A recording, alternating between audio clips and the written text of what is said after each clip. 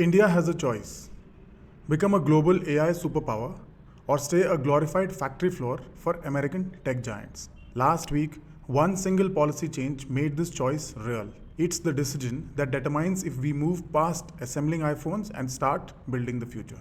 27 November 2025. Mark that date. Because it's when Indian government did something it hasn't done in 77 years. हम nuclear sector को भी open करने की तरफ आगे बढ़ रहे हैं। इस सेक्टर में भी हम प्राइवेट सेक्टर की सशक्त भूमिका की नींव रखने जा रहे हैं। Private companies are now allowed to build and operate nuclear power plants in India, ending a government monopoly. This is bigger than PLI, bigger than the semiconductor mission. Why? Let's analyze why this decision is a major strategic shift that benefits India's long-term ambitions by harnessing the power and investments in artificial intelligence. For 70 years, India's power grid has been a bottleneck, holding back our most ambitious industries, AI, fabrications, and green exports. That bottleneck just got a biggest upgrade in independent India's history, and it's a nuclear cheat code. So what exactly did the Indian government do?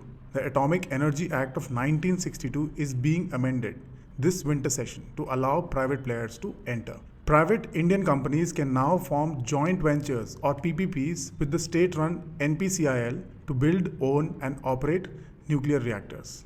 Primary focus: small modular reactors, also known as SMRs. Think of them like plug-and-play power banks for a factory. They are 50 to 300 megawatts each, factory-built, truck transportable, and take only 3 to 4 years to construct, not 10. And the biggest fix? Liability for accidents will be capped and insured by the government. It makes these projects actually bankable for banks and investors. And here is the game changer: co-location is allowed. New nuclear reactors can sit inside a factory or data center campus, guaranteeing power.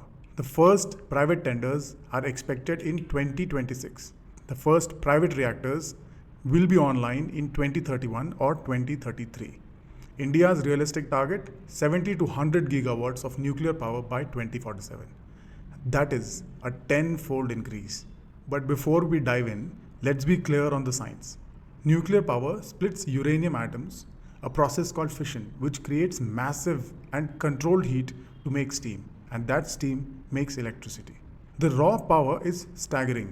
1 kilogram of uranium provides the same energy as a 2,700 tons of coal, with zero smoke and almost zero carbon. This table shows why every major power is racing back to nuclear. Only nuclear gives you 24/7 power, requires tiny land, and has near zero carbon emissions, and it is not dependent on the weather. That is why US, China, and the UAE are suddenly pouring billions back into it. Why? AI and advanced manufacturing. This policy is just not about cleaner air. It's about $5 trillion economic transformation. This new policy unlocks 3 massive game changers for India. 1. Making India the global AI hub, a single frontier AI cluster. The kind needed for a global scale language model needs about 1 to 3 gigawatts of power. But there is a critical point. It needs ultra stable power, 24x, with virtually zero interruptions. And we are talking 99.9999% uptime. A minute-long power dip can corrupt a weeks-long training run or damage millions of dollars of GPU equipment. Coal, hydro, solar, and wind simply cannot guarantee this level of stability. This perfect combination will simply make India an irresistible destination for the global AI investments. SMRs solve this overnight. They can be placed directly next to a data center to guarantee 100% uptime and stability. And this is the only path to becoming a major AI power. High value manufacturing, superpower. Sectors like semiconductors, EV, green steel, and batteries lose hundreds and hundreds of crores if power blinks for 1 minute. This also requires 99.9999% stability. Co-located 300 to 600 megawatt SMRs mean 4 to 5 rupees per unit power and 100% uptime, secured with 60 years contract. That level of power surety is non-negotiable. It's the final piece of the puzzle that will make Apple, Tesla, and Samsung finally shift their tier 1 supply chains from China and Vietnam directly into India. And this is the hidden cost saver that no one is talking about. From January 2026, Europe's Carbon Border Adjustment Mechanism (CBAM) kicks in. Products like steel, cement, aluminium, and chemicals made with coal power will face a crippling 25 to 50% EU duty. India exports 3 lakh crores of these goods annually to the EU. Nuclear power plants equals zero carbon and zero duty. This means 2 to 3 lakh crore of annual export saving plus a massive competitive advantage and premium pricing globally. Nuclear power is a cheat code to solve energy, AI manufacturing, and green exports in one shot. No major policy is risk-free. So what are the remaining hurdles? Political passage. This bill needs to pass the Rajya Sabha this session. It's a 99% chance that it will pass, but watch the vote in December 2025. Local resistance. The first 4 to 5 pilot SMR projects will inevitably face the usual land acquisition and local protests. They need strong political will to execute quickly. And the last one is fuel security. India's domestic uranium supply is secure only till 2032. Long-term, large-scale deals, potentially with Australia, Canada, or the US, are critical to maintain the 60-year lifespan of these reactors. But here is the good news. Two biggest hurdles, the legal monopoly and the unlimited liability risk, are now gone. The path forward is challenging, but it's clear and solvable. If you believe in this long-term theme, how do you play it? There are two buckets. One is the direct play, the builders, the companies which will be directly building the reactors and balance of plant equipment. Look at NTPC, L&T, and Walchandnagar Industries, the private power players like Tata Power and JSW Energy.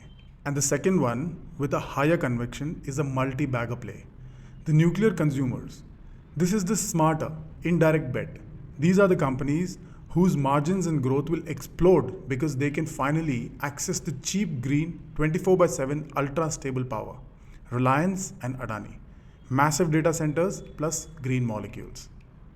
TCS, Infosys, or HCL Tech, hosting and servicing the AI cloud. Netweb Technologies for manufacturing the AI servers. Tata Steel, JSW Steel, zero duty green steel exports. Dixon, Amber, and Kaynes, the electronics and EV supply chains that demand perfect power. These consumer names will sign a 25 to 30-year fixed price green power purchase agreements that will give them the fattest, most predictable margins that they have seen in a decade.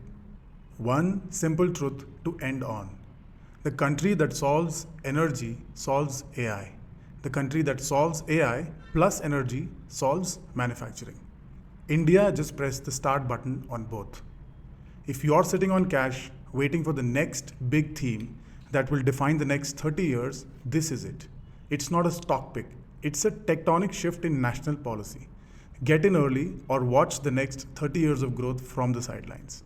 Thank you for watching. If you like my views, please comment or subscribe.